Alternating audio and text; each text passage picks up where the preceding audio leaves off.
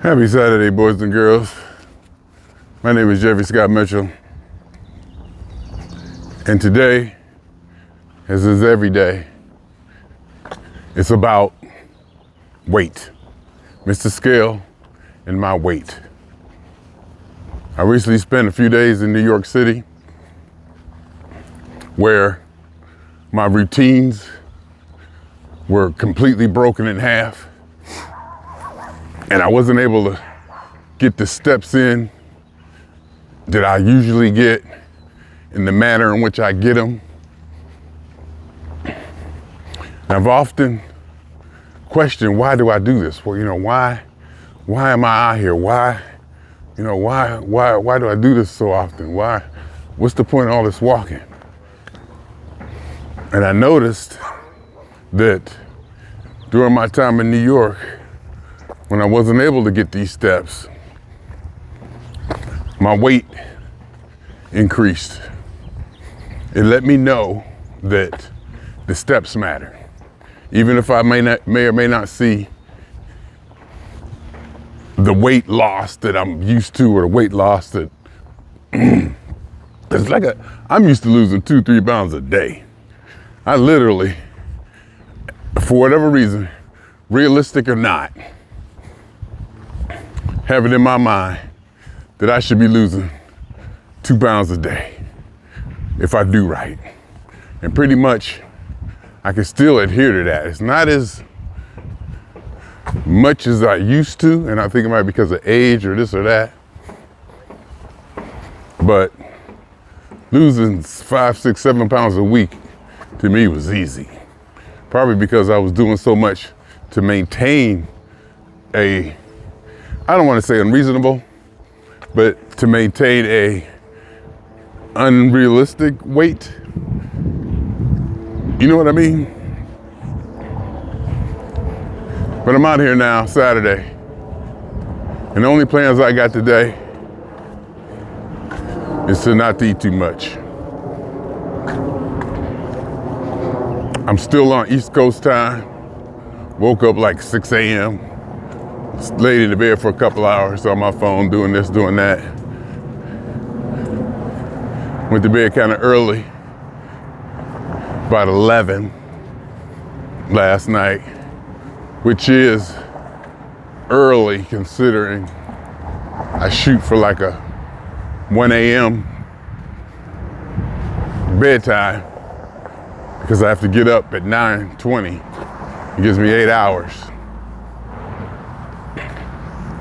I don't want to sleep too much in. Another thing I want to say through all of this and why I'm doing this is that I'm not ashamed. I'm even proud that of all the times I get on here, I talk about my weight. I think it's important. I think, like Bill Maher said on the show one time, you don't see any fat 80-year-olders. Obesity has become an accepted practice. Excuses are made for it. Fashion has even been geared to it. Media has been geared to it. Promotional. I mean, such thing as fat shaming and all that. Shaming works. It may not be the most productive. It may not be the most congenial or aesthetic or mannerly, but shaming works. Peer pressure, pressure from society. The fact that, or there was a time when people rebelled against seeing skinny models on TV because it presented a unattainable body shape for a lot of people. And I will have to say this though, I agree that I was downtown, since I'm downtown out here in Hollywood, I see people. And I saw a model. And They were unearthly skinny, tall and skinny. It looked unnatural. It was something beyond. And they say TV puts weight on you. So when you see somebody skinny on TV, just imagine what they look like in real life. And when I saw this person, I was like, oh my God, that's not attractive. That's just not attractive. You know, I get that too. But then there also has to come a time where we got to call people out. I think that's what I meant. Not so much fat shaming or shaming, but to call people out and say, look, sure, you can wear your hair in braids.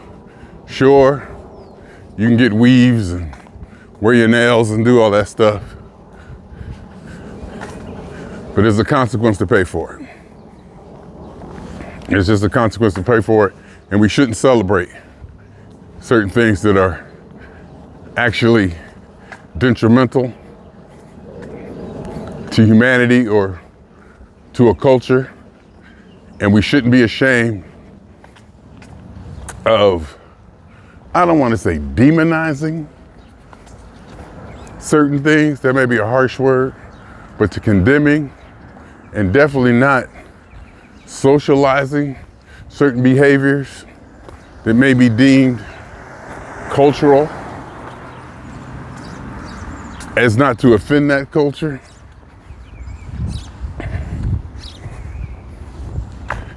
And obesity and eating and overweight is one of them. And I do these videos to let people know, or to show people, it's some bragging, it's some bravado. I'm that kind of person, I got ego. I don't know if it's ego, but I do like to, I'm an exhibitionist. I like to show off. I like to perform. And being out here walking, keeping my weight down, monitoring my weight, going directly at a subject that a lot of people would just avoid, or some people might even find offensive. I don't think you're allowed to talk about weight at work. I think it's under the protected class. The 12 things that you're not allowed to talk about in the workplace. And I think weight and shape is one of them.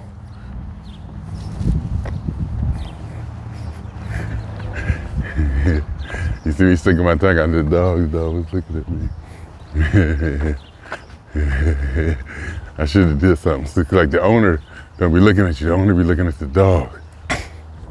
The dog be looking at me.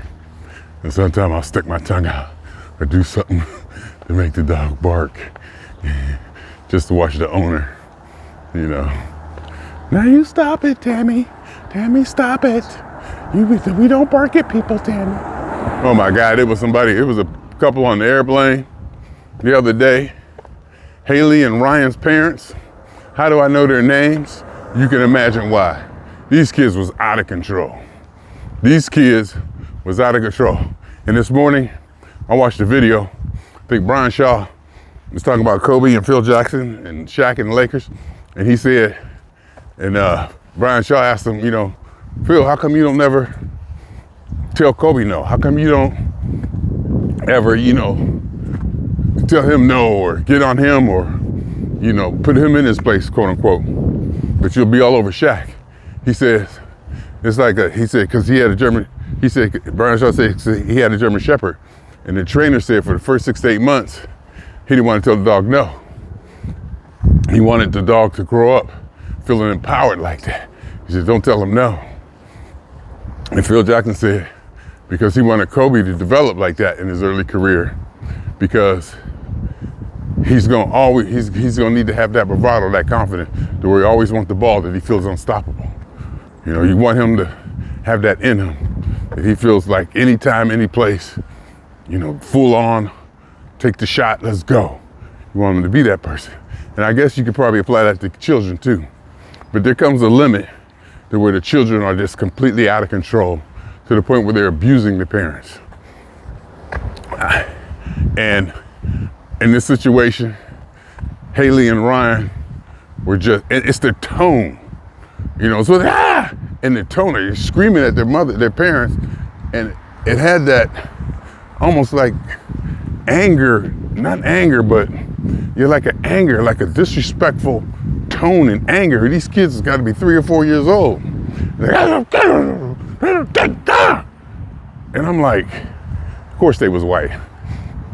And the parents were like, oh, Haley, oh, Ryan, okay, here, you want this? Here, if you sit down, I give you some goldfish. Oh, you want this? Okay, do you want to sit down? Oh, please, can you? And I thought, me, I try to be, open-minded and fair about things. I thought, did my kids ever do that? And I also thought, they never did it with me. That's in my mind. I don't think they wouldn't have done it with me. And then again, I'll go back and I'll say, it's because I'm not with them 24 hours a day. And I have so much homage and respect. And I bow down to the parents or the people who are with children 24 hours a day, who are on the front line, who have to fight that battle their every waking moment. Because it's almost like the child is going to win. The toddler is going to win. The toddler has more energy, and that's all the toddler has to do, was to figure out your game. Figure out your game and the game on how to get what they want. Every waking moment. That's what they are focused on. Where you got to go to work, go to school, change that child's diaper, get that child dressed, make sure the child is this. Child ain't even got to worry about that. The only thing the child got to worry about is, how do I get what I want? What's the best learning life, and how to get what they want and how to respond. And they got a lot of energy already. It's like a battle that, I don't see myself being able to dedicate myself to. So, but like I said, I don't think my kids did that to me. And it comes back to me having Mr. Clarence Mitchell come home every day. If it's one thing I realized I learned from him was how to discipline. And not to be afraid to discipline. To almost, in my case, I embrace it. I like it. I like granddaughter, disciplining granddaughter, letting her know. Cause I know in the long run, it's gonna benefit her to at least know that that's out there. To at least know that's out there. And again, people on the front line, especially mothers, nurturing. I've said this before, but at this point, my supervisor said, it's like she looked at her children, everything they did was just charming and admirable and just went right through her heart, everything they did. So it's very difficult to discipline a child if you think everything they do is just wonderful and amazing and fills you with so much joy and happiness. Everything.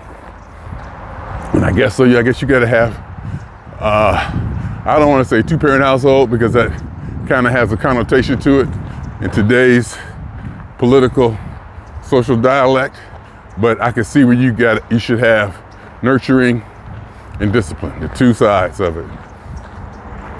The two sides so they can learn. Because granddaughter, ever since day one, I told her, and I love telling this story, like I told my niece, the problem with them is they love you too much. Now you can deduce that back all the way you want to being that you don't love me too much, and the answer, I will look them straight in the face and I will say no. And I mean it. I mean it. It's my role. I embrace it. I like it. I enjoy being that person.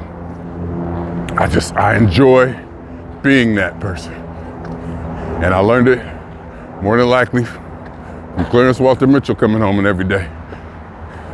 And he didn't teach me, he showed me. He just showed me there's a standard, there's a guideline to being a Mitchell. There's certain things we do and there's certain things we don't do. Like I said, his family was conservative. House always in place. Not just in place, but arranged in a very conservative, higher class, upper, echelon, upper taste of society. You went over there, like at the store I tell, there was a candy dish on that table in the living room, right there. It was there for probably 20 years. Kids running in and out. We'll take that back. We didn't run in that house.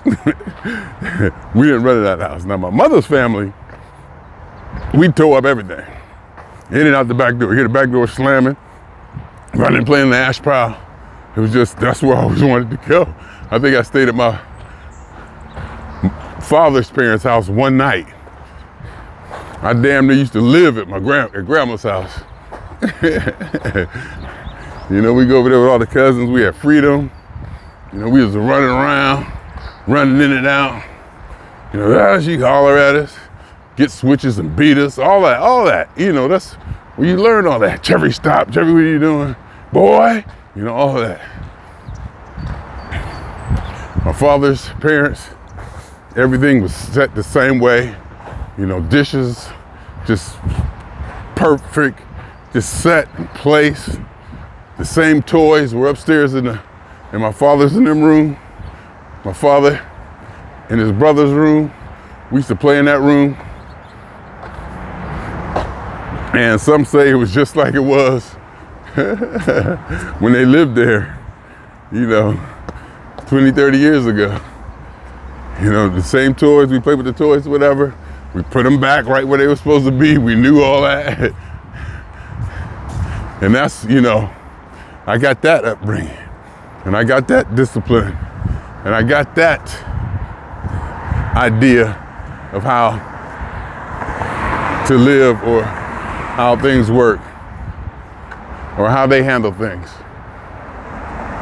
And I learned that from my father's family. But also with my mother's family,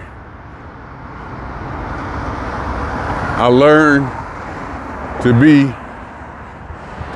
I don't want to say streetwise, but something like that. I learned how to be not in the hood, not ghetto, but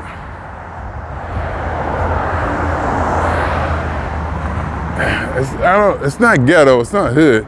You just learn how to deal with the more funky side of life. Just how to deal with the more funky side of life. That it ain't all like, oh, yes, ma'am, no, ma'am, yes, thank you. No, it's a little bit more than that. I think about grandma on my mother's side, I don't think I ever said yes, ma'am. If I did say yes, ma'am, it was because my father was there. And he wasn't having it. But yeah, my grandmother, yeah, it was okay. Now it was yes. We pronounced it. I pronounced it, but it wasn't no yes, ma'am. One time, Nana, in fact, Nana and Papa, Nana, you can get you what Nana was, and Grandma, Nana and Papa. One time, Nana asked me, she said, "Would you like some ice cream?" And I said yes. And I probably said yes because I knew it was gonna be some kind of weird fancy ice cream that I didn't like. It wasn't gonna be no like vanilla or Oreo cookies or thing. It was gonna be some kind of, something like that. So I said yes. And she said, yes what? And I said, yes, I would like some ice cream. And I think she let that go. She just let that, I don't think it went any farther than that. I remember that. One of the few times I stayed over there. Yeah, I mean, and I'm glad I got both sides. Like I said, I know how to handle myself. I'm comfortable handling myself on the street. And I don't mean like streetwise, but in the street, dealing with people face to face up front at a stereotypical black way of life, black style, like a Negro. Learn how to be a nigga, not nigger. Learn how to be a nigga in a good way, you know. Learn how to, in a good way, and not the, you know, bad way. Not that there's a good way or a bad way, but there is, you know.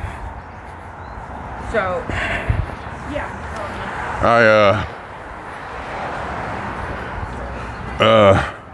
I got distracted, people. People be distracting me. I say, you see him coming, get your damn dog out the way, move. Figure out a way, get off the phone, think what you're doing. Multitask. But then again, I'm aware of the quote unquote shortcomings of people. People have things going on in their lives. Everybody isn't as clear-headed and free and have their lives cleaned up like you do, Jeffrey. So, I give leeway, but I still enjoy, because I'm human, I still enjoy snapping back, getting that. I love getting that every now and then. I mean, because face it, I'm living in an earthly heaven right now. So earthly and so heaven-like that I got a responsibility not to squander or waste this opportunity on this planet right now. That's where I'm at. I'm not worried about, my concern isn't survival at this point, it's excelling. It's my concern is going beyond and above other people. And not to put them down or I step on them and go over them, but to take it places, more like to go places, develop things that no one else has done. I have the freedom to do that. I have the space, the resources to develop ideas, ideologies, create things, either way you want to look at it, that have never been done before, or at least looked at, you know, as far as being demonstrated, at least presented, you know, to at least present these things as an option. Because a lot of times it's just that. It's just finding things or seeing things a certain way that you can present as an option. I thought I lost my bag again. I'm wearing my bag. Remember last time I was walking this way? I think last time I walked this way, I dropped it. And then on the way home, I bought another one. And then I got home and said, I'm gonna go look for it. And I traced my path and I found it. So now I got two. And I'm still using the old one. But, and that's kind of what I'm talking about now. When I talk about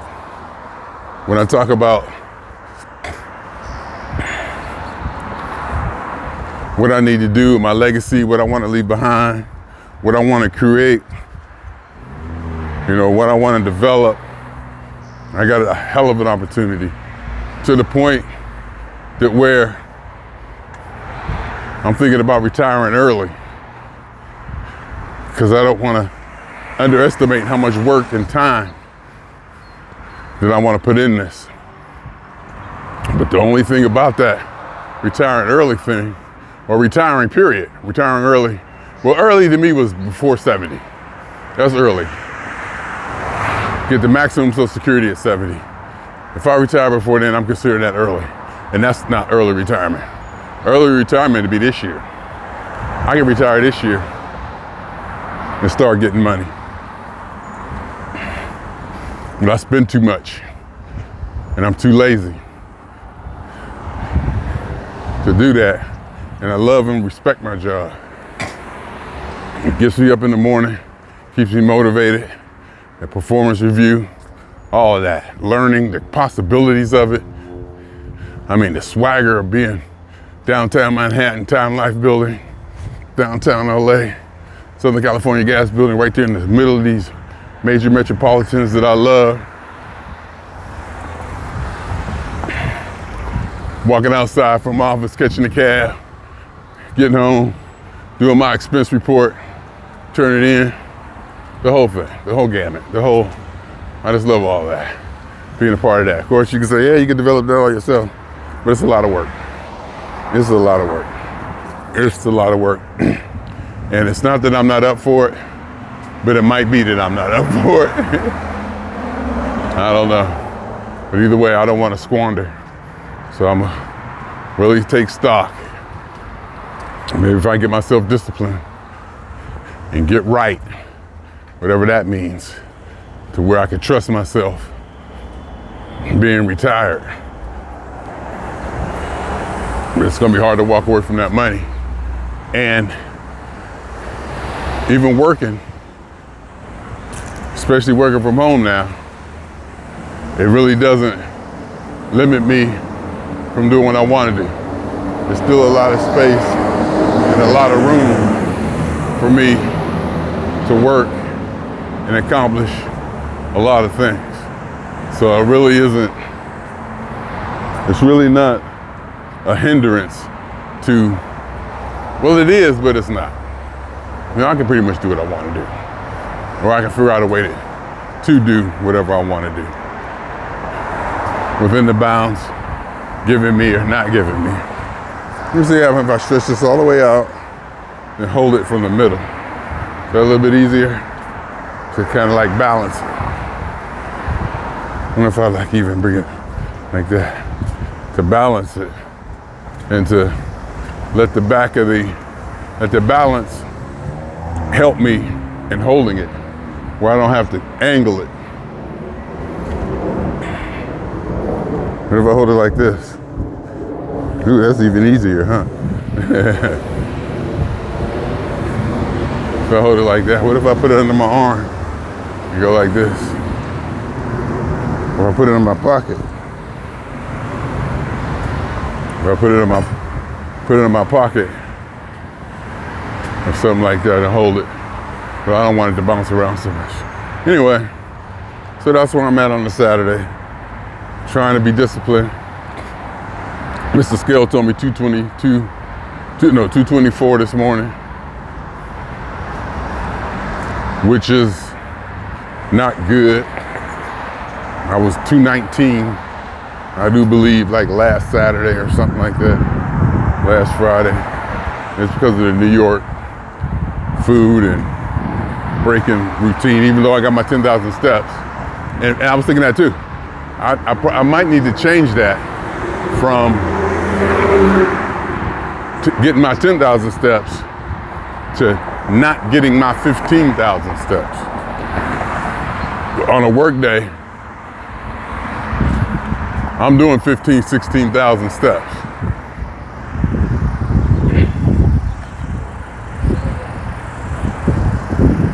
On a work day, I'm doing 15. I don't be trusting people.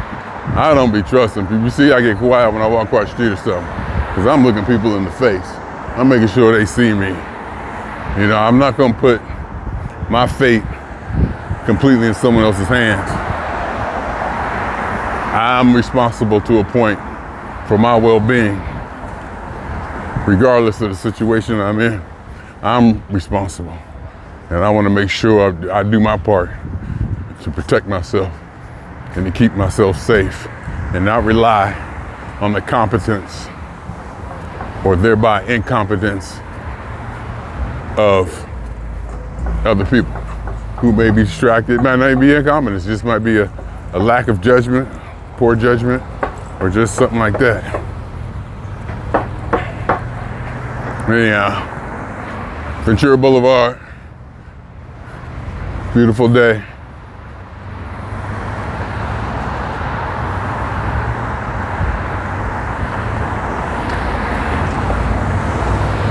Well, I guess you could say everything is beautiful. Beautiful is relative. And I say that now because it's not the warmest, it's not the most sunshiniest. You know, it's clouds in the sky, though it's not really cloudy. Skies are bluish. You know, it could be more either, you know, in any other direction that people would consider beautiful. But it is a beautiful day. It's all subjective. Like I've always said, everything is subjective. And subjectively, to me right now, this is almost like a perfect day. This is almost like a perfect day. Not too hot, not too cold, not too sunny, airy. Perfect is relative. Maybe next week, perfect could be something else. Go to Ohio, perfect could mean something else. Go to New York, perfect, it means something else. I like that. I like that.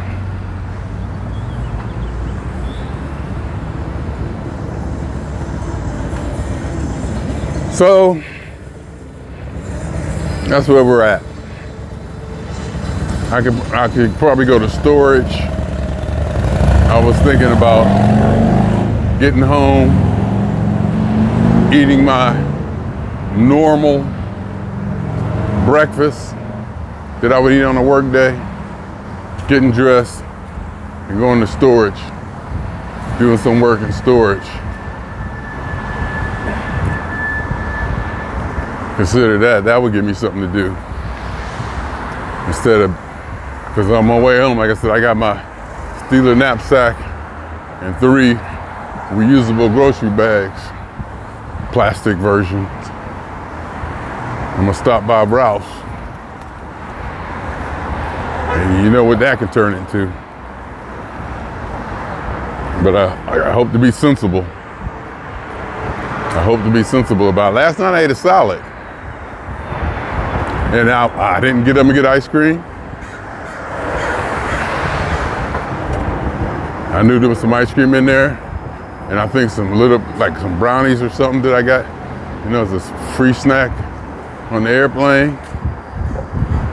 So, and I didn't get up and get that. I rolled over and went to sleep. I gotta start doing that. I could have got some potato chips or this or that. But the salad I had, probably, I don't want you to get the idea that the salad I had was good. It tasted good, but I crunched up rice cakes in it, rice cakes, cheese, sausage, lettuce, a lot of dressing, a lot of cheese.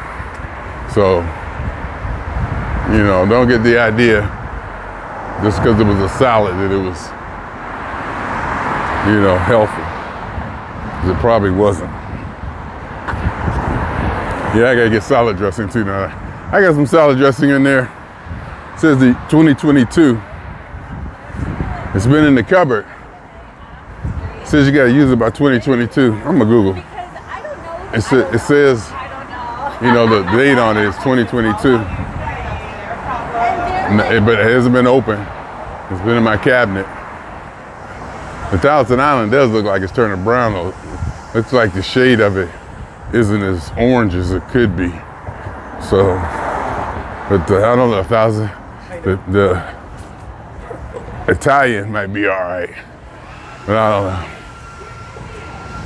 don't know. Well, I might just buy some more.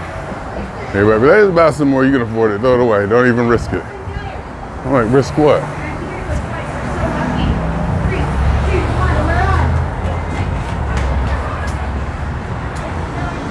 There we go.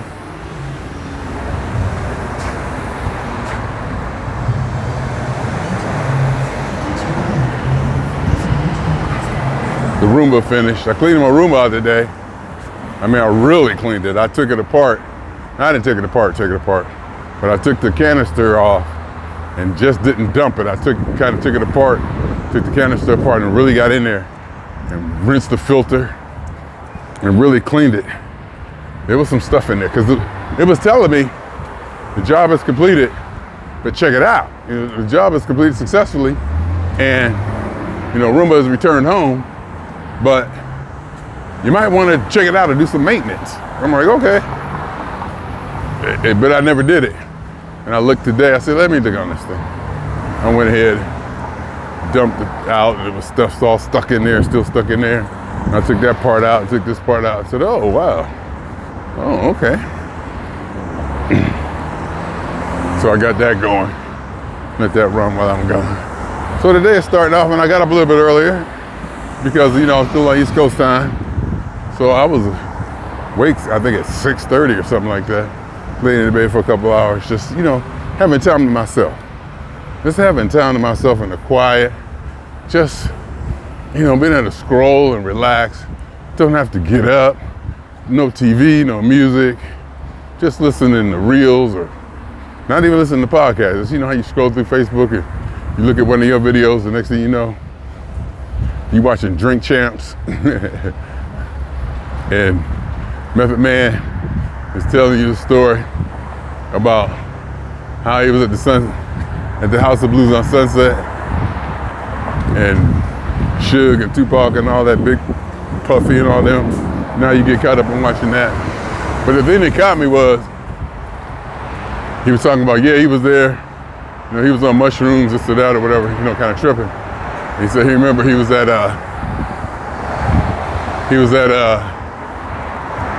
Pink Dot. They was hanging out in the back of Pink Dot. And I was like, we all park at Pink Dot. I used to park at Pink Dot, behind Pink Dot, across from the House of Blues. And I Googled it, it's still there. It's still there. In fact, I Googled it, and when I Googled it, it wasn't even open yet. That's how early I was, you know, this morning. I used to be a morning person. Maybe I need to get back to that. Maybe if I get back to that, it'll curb my eating. You know, maybe if I start doing more in the morning and less in the evening, it'll curb my eating. Who knows? You know, if I fall asleep early, if I get sleepy and fall asleep, instead of staying up later, maybe that's part of my eating, not issue, but you know.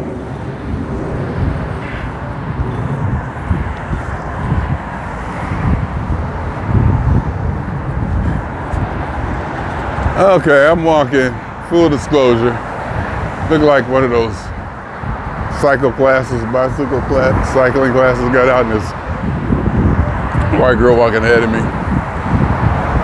wearing leggings. How did we become accustomed to leggings? How did leggings become mainstream? I mean, the whole idea at one time, I do believe, was for a woman to hide her figure. Hell, there's still people wearing burqas, or whatever you call them. They cover their whole body so they hide their shape.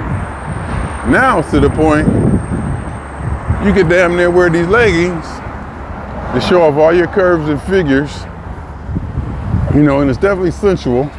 It's hard not to look at it, maybe for a male or just maybe for me, and not feel a sensuality or sexuality, especially if they got shapely legs and everything is tight. You can see they butt curves and everything, and sometimes something's too tight.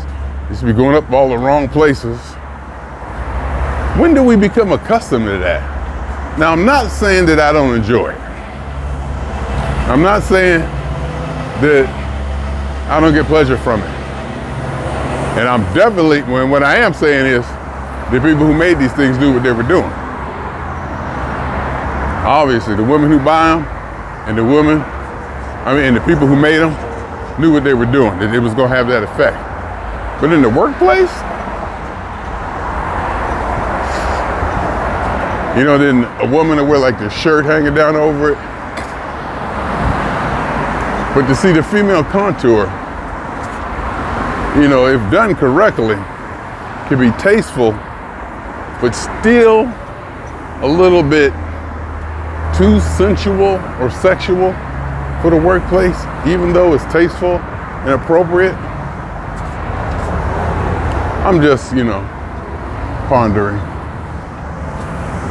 I'm just pondering the idea. I can make it. And I don't want to. Because I'm like walking, And some of these females be looking damn good in them things. I mean, excruciatingly good. I'm like, hold up. When you got up in the morning and put them damn things on, you knew what you was doing. I'm sure you know what you look like. I'm sure you're aware the effect you may or may not have on people who see you. Because women they're gonna observe and examine what they wear in great detail. They go to great lengths to look good. And I'll say this too, it's almost unfair that a man can basically go out looking any kind of way and get away with it. But if a woman does it, it's atrocious. It's unacceptable. No, it's not even unacceptable. It's trashy. Not trashy, but it's low class. They definitely held to, appearance-wise, women definitely held to a higher standard. There's no doubt about that. Fair or unfair, I don't care how you want to look at it. In fact, if I see a female wearing the same thing twice, I'm gonna go, ugh, or something like that. Is that fair or not fair? Who knows? Who knows? Well, it probably doesn't matter if it's fair or unfair, it just is. And what is fair and what is unfair? Everything is subjective. Let's go down that road. Nothing matters. North Ventura, South Los Angeles, 101 South. Go to the 170 to Hollywood Freeway. Looks like I'm gonna miss my crossing. I mean, like, white girl walking down here now. She got on them tight shorts, you know, form-fitting, and, you know, they show off the same sensuality, but it's weird because even though they're shorts, it doesn't give off the same, you don't get the same contour or whatever, it's different. The shorts come off differently than leggings. Leggings hit differently, even though you can see their legs, just like, you know, you can see their legs, just like, you know, wearing the leggings, you can see the shape of the leggings, but the leggings put something on it. And I'm sure the seat, the butt part, put something on that too. And the whole thing, I mean, we know what we're doing, people. We all know what we're doing here. We know what sells, we know what doesn't sell. There's studies and research done. I mean, committees, groups, focus groups, blah, blah, blah, blah, blah. You know, everything, I ain't gonna say everything is orchestrated, but most stuff is planned. A lot of stuff is planned out, thought out, and because if it's been done twice, if you do it once, and then you go to do it again, you almost have to do it. You don't almost have to, but you more than likely are going to do it better with experience. And the more you do it, the better you're going to get at it. Anyhow, walking under the 101 freeway. Saturday morning, feeling good. Get my steps in. Hoping the rest of the day goes accordingly to, goes according to benefit my health and weight. If I can get something done, I keep saying that, if I can just get something done. Rolling Loud, March 14th to the 17th at SoFi. Oh, I think my niece went to the last one. She didn't go to this one, I guess. They went to the last one. Anyhow, swing on y'all 2 times. For me, for the phone. And for every elementary particle that has ever existed in any atom in this or any universe there ever was, is, or will be, totality of it all, hypothesis of all as one. theory of universe. My name is Jeffrey.